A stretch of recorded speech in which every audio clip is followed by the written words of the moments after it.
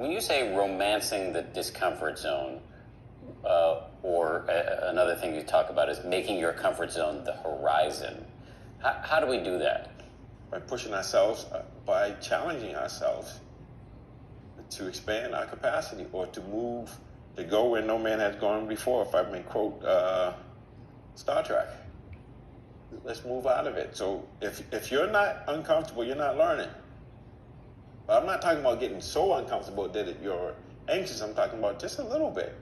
Hard to do but doable. When I talked about the brain science, it's got to be hard to do but doable. So you have to be challenged. You got to be more focused. You got to be more engaged to make it work. See, because if we're in the place where we're comfortable and relaxed, we're gonna get bored. So instead of seeking pleasure, why not just seek more wisdom?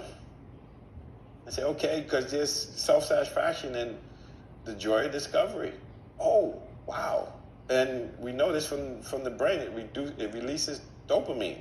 When you're learning and you're pushing yourself out of your comfort zone, it releases dopamine, which is where dope came from.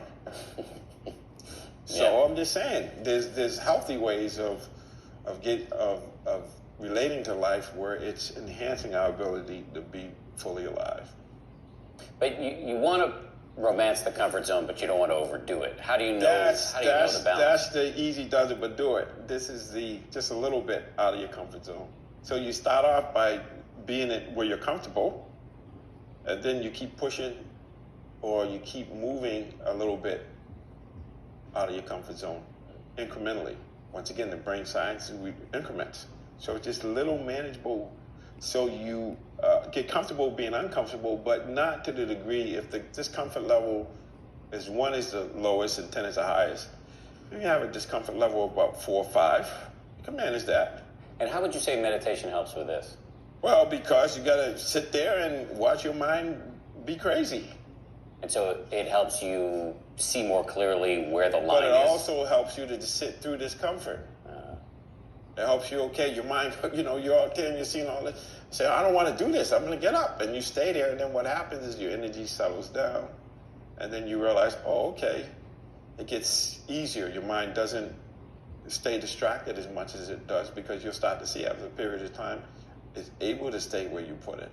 So meditation, which helps us be more comfortable with discomfort, could make it so that we could run more laps, or we could work longer hours on a worthwhile project, or we could practice more scales on the violin. All the things we need to do in order to push ourselves. Or we could be more present when people are talking to us, like a loved one.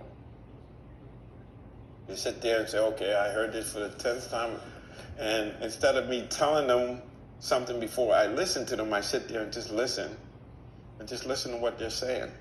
Just be fully present and fully engaged. Full engagement is what we're talking about. Be fully here. Fully be what you're doing, and then when it's done, just move to the next thing.